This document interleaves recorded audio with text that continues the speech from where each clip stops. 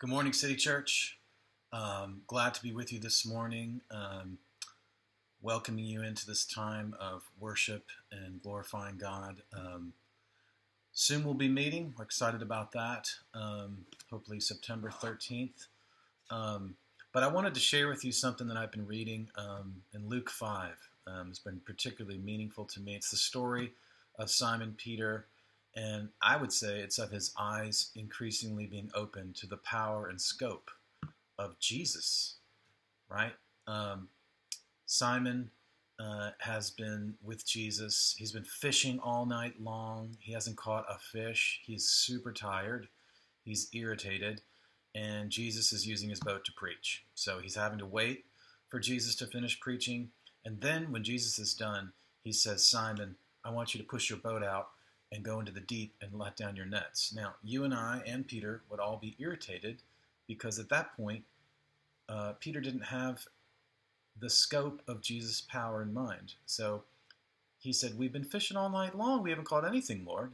And he says, but you know what? At your word, I will do that, because Peter had already experienced Jesus' power in the healing of his mother-in-law. So he knew there was something radically different about Jesus. So he did it. And then, of course, we know the story that their boats were filled to capacity and sinking with fish. So Simon, in his human capacities to catch fish, he caught nothing.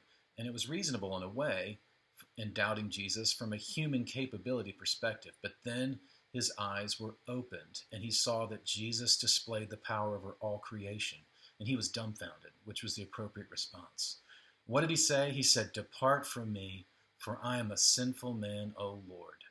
So this is a quote that I've gotten from a commentator. It says, Simon is immediately aware of his sinfulness and unworthiness. He sees the overwhelming disparity between God's power manifest in Jesus and his own mortal, compromised life.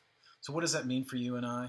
It means that there are never anything too small or too large for Jesus' power to be displayed and to be working in. So you can be encouraged that Jesus' power is unlimited, and even in the small things and the large things, he can make himself known. Be encouraged today. I was encouraged by Luke 5. Hope you are too. I hope you enjoy your time in worship now, glorifying Jesus. Amen.